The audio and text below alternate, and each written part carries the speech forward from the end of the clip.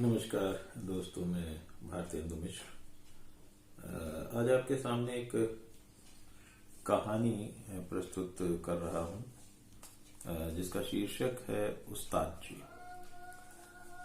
ये कहानी असल में सांप्रदायिक सद्भाव को लेकर किसी समय लिखी गई थी और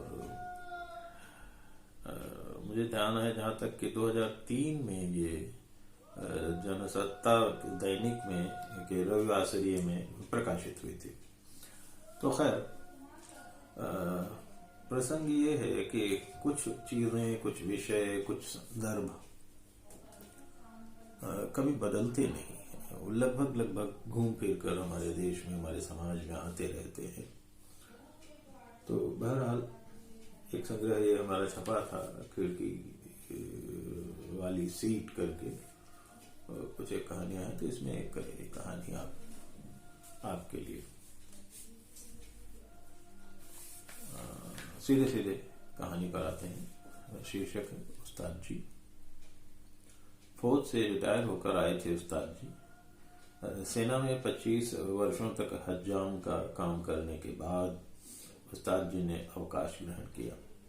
इस सेवा काल में हिंदुस्तान के ना मालूम कितने शहर देखे, ना मालूम कितने अफसरों की कटिंग की और न जाने कितने लेफ्टिनेंटों और ब्रिगेडियरों की हजामत बनाई। अपनी इस सेवा के दौरान उन्होंने न जाने कितनी बोलियां सीखी और न जाने कितनी संस्कृतियों के अनुभव प्राप्त किए। अपना काम ईमानदारी से करते थे उस्ताद जी। फौज में उन्हें उनके काम के लिए सम्मान मिलता रहा। कोई प्रमोशन तो था नहीं, इसलिए रिटायर होना ही उन्हें ठीक लगा। रिटायर हुए तो पुराने लखनऊ में स्थित अपने घर आ गए। फंड वगैरह का जो पैसा मिला उससे पुराना मकान ठीक कराया। एक बेटा और पत्नी। बेटा फेल हुआ 8वीं में, तो उसने दोबारा किताबों की शक्ल न देखने की कसम खा ली। उस्ताद जी ने बड़ी कोशिश की, मगर वो टस से मस न हुआ। उन्हें चिंता हुई कि उन्हें चिंता हुई कि मंगल पढ़ेगा नहीं तो उसकी जिंदगी कैसे कटेगी। मंगल मोहल्ले के लड़कों के साथ कभी पतंगबाजी, कभी कंचे, तो कभी कबूतरबाजी के फेर में पूरा दिन पार कर देता। दीपावली के अगले दिन परेवा थी। लखनऊ का आसमान परेवा को सुबह से शाम तक पतंगों से पट जाता है। लाल, हरी, नीली, पीली और न जाने कितने रंगों के खूबसूरत पतंगे, तौखिया, लट्ठेदार, चौखाना, पट्टीदार और तमाम भांति भांति के नामों वाली रंगीन पतंगों का मेला लग जाता था आसमान पर। बच्चे महीनों पहले से इस दिन पतंग उड़ाने का इंतजाम करते। संपन्न घरों के बच्चे तो बाजार से पतंग और मांझा खरीद ही लाते, किंतु जिनके माँ बाप पतंग के लिए पैसे नहीं देते, वे महीनों से लूट कर पतंगे और मांझा इकट्ठा करते कि जमघट के दिन उड़ाई जाएगी। पतंग के शौकीन बच्चे जो करते ही बड़े बूढ़े भी छतों पर चरखी और पतंग पकड़े नजर आते। जमघट यानी परेवा का ही दिन था और मंगल भी अपनी छत से पतंग उड़ा रहा था। किसी मन चले लड़के को शरारत सूझी और उसने अपनी पतंग से मंगल की पतंग काट दी। मंगल की पतंग बहुत दूर से थी। उस लड़के ने हत्थे से उसकी पतंग काटी थी। हत्था मतलब बिल्कुल हाथ के पास से। तो पतंग काट दी तो उसका बहुत नुकसान हुआ। उसको लगा कि हमारी सारी डोर भी चली गई। तो सुनिए कि उसने हत्थे से पतंग काट दी थी। मंगल को गुस्सा आया। उसने छत पर रखी गुलेल में एक कंचा रखकर जो निशाना साधा तो सीधे उस लड़के की खोपड़ी में जा धंसा। हाय हाय अल्लाह, अम्मी, मंगल ने गोली मार दी। लड़के के हाथ की पतंग और डोर सब कुछ छूट गई। वो अपना सिर पकड़कर बैठ गया। उसके अब्बा और अम्मी मंगल को कोसते हुए दरवाजे पर आ गए। उस्ताद जी ने देखा कलीमुद्दीन बाहर अपने लड़के को पकड़े खड़ा है और उसकी बीवी मंगल को गरिया रही थी। अरे नास पीटे मंगल ने मार दिया मेरे हलीम को, हाय अल्लाह। कुछ तमाशबीन आग में घी डालने लगे कि मंगल ऐसा है कि मंगल वैसा है। फिर किसी ने हवा उड़ाई कि मंगल ने गोली मार दी। त्योहार का दिन था, जरा सा शोर हुआ कि लोग घरों से बाहर निकल आए। उस्ताद जी ने मंगल से सारी बात पूछी और गली में सबके सामने ही मंगल के मुंह पर 2-3 तमाचे जड़ दिए। कलीमुद्दीन ने ही आगे बढ़कर उस्ताद जी का हाथ पकड़ा और बस भी कीजिए उस्ताद जी, बच्चे हैं, फिर एक साथ खेलेंगे। उस्ताद जी ने हलीम के घाव पर मरहम लगाया। तमाशबीन एक एक कर बच्चों को प्यार से खेलते रहने की सलाह देकर चले गए। मंगल ने उस लड़के से माफी मांगी। लड़के के सिर में गुब्बारा फूल आया था और हल्का सा घाव हुआ था। थोड़ी देर में मामला शांत हुआ। रिटायर्ड फौजी होने के नाते लोग उनकी इज्जत करते थे। उनके सामने कोई ज्यादा बोलता नहीं था, बोलता भी था तो उस्ताद जी सबकी सुनते नहीं थे। अच्छा रुआब था उनका। दूसरे दिन उन्होंने मंगल को एक खाली पड़ा घड़ा थमा दिया और बोले, बेटा जो तुमको पढ़ना लिखना था वो सब पूरा हो गया। अब आज से जिंदगी की पढ़ाई शुरू कर दो। ये पकड़ो उस तरह और इस घड़े पर पानी डालकर उस तरह फिराने की ट्रेनिंग आज से शुरू। 3 दिन बाद तुम्हारा इम्तिहान होगा। 3 दिन बाद तुमको हमारी हजामत बनानी होगी। ये हमारी खानदानी विद्या है। इसी उस तरह के सहारे हमारी अच्छी गली कट रही है, इसको माथे से लगाओ। हमने भी 3 दिन में हजामत बनानी सीखी थी। सबसे पहले हमने अपने दादा की हजामत बनाई थी।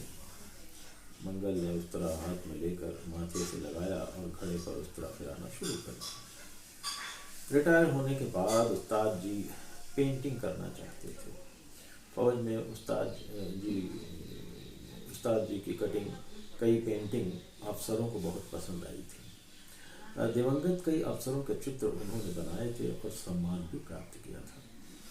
उस्ताद जी हजामत बनाते तो 1 घंटा समय लग जाता, लेकिन उनकी खूबी यह थी कि ग्राहक सो जाता और उस्ताद जी का उस तरह चलता रहता। उस्ताद जी के चेहरे के एक एक बाल को ऐसे ढंग से साफ करते कि निखार आ जाता। उस्ताद जी चेहरे के एक एक बाल को ऐसे ढंग से साफ करते कि निखार आ जाता। उनकी कैंची से मानो संगीत फूटता हो। दिन में प्रायः उस्ताद जी कटिंग और हजामत का काम करते और रात में घंटे 2 घंटे पेंटिंग करते या पोर्ट्रेट बनाते। उनकी अंगुलियां जितना उस्तरा पकड़ने में सटी रहती, उतना ही ब्रश पकड़ने पर। खूबसूरत प्राकृतिक रंगों से सजी लैला मजनू, नेताजी सुभाष चंद्र बोस और भगवान श्री कृष्ण की उनकी पेंटिंग बहुत चर्चित हुई। जब वे कोई नई पेंटिंग बनाते तो उसे कुछ दिन तक सैलून की दीवार पर टांगते। अब उस्ताद जी ने घर के कमरे से निकलकर बाजार में एक दुकान किराए की ले ली। उनके ग्राहक बढ़ने लगे। जो एक बार आता वो दोबारा कहीं और नहीं जाता। कुछ ही दिनों में उस्ताद जी का सैलून मोहल्ले के दूसरे सैलूनों की तुलना में अच्छा चलने लगा। उस्ताद जी के सैलून में भीड़ बढ़ने के कारण काम के प्रति उनकी लगन और हाथ की सफाई ही थी। वे बिना नंबर किसी की कटिंग नहीं करते और ना हजामत बनाते। चीकट बालों वाला मजदूर आता तो पहले उसके बाल धोते, फिर पूरी तत्परता से कटिंग करते। उन पर न दारोगा का रोब चलता, न डॉक्टर वकील का। उनकी दुकान पर जो पहले आता वही उनका पहला ग्राहक बनता। वे कम बोलते और मनोयोग से काम करते। उनको चिंता बस एक ही रहती कि वे जो कर रहे हैं वो ठीक से कर लें। उनके कम बोलने का कारण यह भी था कि वे एक पैग लगाकर काम शुरू करते। रम पीने की आदत फौज से ही पड़ी थी, लेकिन क्या मजाल कि कभी उंगली हिल जाए या नाक का बाल काटते समय कैंची गलत चल जाए। कटिंग इतने खूबसूरत कि क्या कहने। कनपट्टी पर खत लगाना हो या कलमें ठीक करनी हो, पूरी तसल्ली से उस्ताद जी का हाथ चलता। किसी के घर जाकर हजामत बनाने या कटिंग करने की नौबत आती तो उस्ताद जी साफ इनकार कर देते। अपना रोब गालिब रखने के लिए किसी के विवाह आदि में अपना हक मांगने वे नहीं जाते।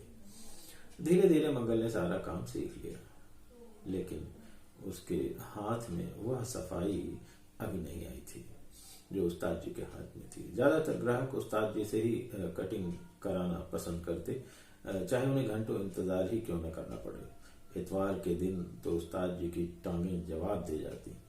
दोपहर का खाना खाने के साथ 2 पैग और लगाते।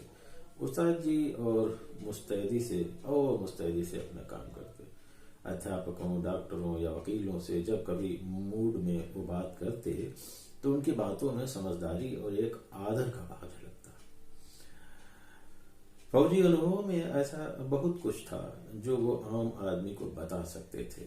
जब कोई खास ग्राहक आता तो वे इसी तरह की बातें करते और उनका उस तरह पानी की तरह चलता रहता। उचक्के और शोहदे उनकी सैलून पर नहीं आते। कोई मनचला भूले भटके आ भी जाए तो क्या मजाल के कंघी या कैंची छू ले। एक आध बार कैंची उठाकर बाल खींचने वाले मस्खरे लौंडे आए भी तो उन्होंने डांट कर भगा दिया। उस्ताद जी ग्राहकों की इज्जत करते और ग्राहक भी उन्हें सम्मान देते। उस्ताद जी नाम के ही उस्ताद नहीं थे। शाम को उनके घर पेंटिंग सीखने वाले लड़के भी आते थे। वो उनको प्यार से पेंटिंग और रंग तैयार करने की बारीकियां समझाते। कभी कभार तो ड्राइंग मास्टर भी उनसे कुछ सीखने आ जाते। पोर्ट्रेट और साइन बोर्ड भी बनाते उस्ताद जी, तो उससे उनकी और आमदनी भी होने लगी। अपने दिवंगत ग्राहकों के चित्र तो वे हूबहू बना देते। मंगल ने सैलून में उस्ताद जी के हाथ का हाथ बटाना शुरू कर दिया। वो चाहते भी थे यही थे कि मंगल काम धंधे से लग जाए। मंगल को उस्ताद जी ने अब काउंटर की चाबी भी दे दी थी। उनका मन कला की ओर खींचने लगा था। मंगल ने टेलीफोन मंगवाया, नए फर्नीचर और शीशे का इंतजाम किया। सैलून अधिक जरूरतों और फैशन के मुताबिक सज गया। सैलून उस्ताद जी के नाम से बहुत अच्छा चलने लगा था। कमाई बढ़ी तो मंगल ने 2 और सहयोगी लड़के रख लिए। मंगल ने प्रतीक्षा करने वाले ग्राहकों के लिए एक खूबसूरत केबिन बनवाया। उस केबिन में टेलीविजन और कुछ रंगीन पत्रिकाएं भी रखी गईं। ग्राहक उसमें बैठकर उस्ताद जी के खाली होने की प्रतीक्षा करते। केबिन भरा रहता और लोग उस्ताद जी को पूछते रहते। पर अब उस्ताद जी ने सैलून पर जाना कम कर दिया था। जब किसी पुराने ग्राहक की सूचना मंगल उन्हें फोन पर देता तभी वो आते, अन्यथा मंगल बहाना बना देता, उस्ताद जी तो घर गए हैं, टाइम लगेगा, आप चाहें तो हम लोग भी कटिंग कर देंगे। इस तरह तमाम ग्राहक मंगल और नए लड़कों से ही कटिंग कराने लगे। मगर कुछ खास दोस्त जब आते तो उस्ताद जी को आना ही पड़ता। उस दिन कलीमुद्दीन सैलून पर आया था। 5 साल दुबई रहने के बाद कलीमुद्दीन ने बहुत पैसा कमाया। बाजार के खास चौराहे की पुरानी बिल्डिंग खरीद कर उसे तोड़वाया, फिर आलीशान कोठी खड़ी की थी। नई स्टीम खरीदी थी।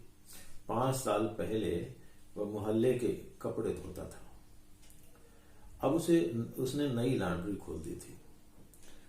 उस्ताद जी का पुराना पड़ोसी था, मगर अब तो पैसे के घोड़े पर सवार था। थोड़ी देर इंतजार करने के बाद जब उस्ताद जी नहीं आए तो उसने अपने सेलुलर से ही उस्ताद जी को फोन किया। हेलो आमा, उस्ताद जी घंटे भर से इंतजार कर रहा हूं, जल्दी आ जाइए, कटिंग करानी है, हजामत भी बनवानी है। आप तो हमारे पुराने हजाम हैं। हजाम तो मैं सैलून का हूं, इस समय पेंटिंग में उलझा हूं, नहीं आ सकता। लगता है आज ज्यादा पी ली है, मंगल से हजामत बनवा लो, हम नहीं आ पाएंगे। अमा पेंटिंग छोड़ो, जल्दी से आ जाओ, मुंह मांगी कीमत ले लेना अपने टाइम की। अब मैं टुटपुंजिया धोबी नहीं हूं।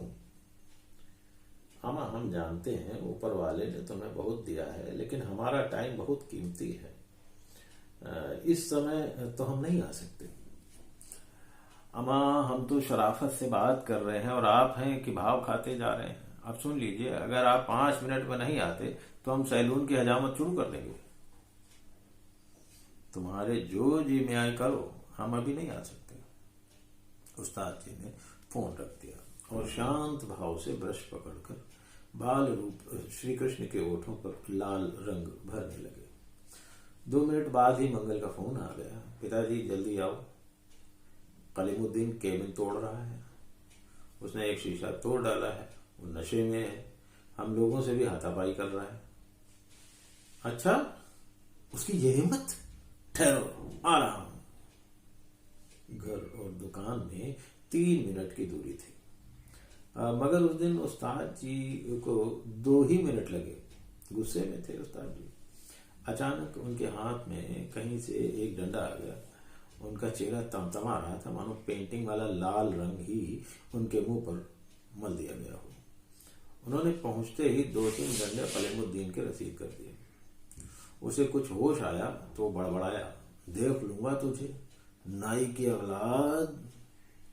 उस्ताद जी ने उसका हाथ पकड़कर कुर्सी पर बिठाया, फिर बोले, चल साले, बैठ जा कुर्सी पर, अब तेरी कटिंग करता हूं। उस्ताद जी ने क्रोध में उसकी खोपड़ी के बाल छील डाले, हजामत बनाई तो एक तरफ की मूंछ साफ कर दी। एक बार तो उन्होंने सोचा कि इसकी शक्ल ही बिगाड़ दूं, मगर फिर न जाने क्या सोचकर उनका उस तरह थम गया। कलीमुद्दीन चिल्लाता और उड़ाता रहा। वो गालियां भी बके जा रहा था, मगर कहीं उसके गाल पर कटने या छिलने का निशान नहीं हो रहा था। इस बीच सैलून में तमाम भीड़ इकट्ठी हो गई। उस्ताद जी ने कहा, अबे साले, अब निकाल 3020 रुपए, 20 हजामत और कटिंग के, बाकी 3000 हर जाने के। दुकान के आसपास उमड़ी तमाशबीनों की भीड़ को देखकर उस्ताद जी ने धमकाया, चलिए आप लोग अपने घर जाइए, जाइए अपने घर जाइए, यहाँ कोई तमाशा हो रहा है? ये हमारा आपसी का मामला है, ये हमारा आपस का मामला है। कलीमुद्दीन का नशा हिरन हो चला था, कुछ खुमारी रह गई थी और वह भौचक उस्ताद जी को देखता रहा, मानो अब मन ही मन पूछ रहा हो, ये सब कैसे हुआ उस्ताद जी, कैसे हुआ उस्ताद जी।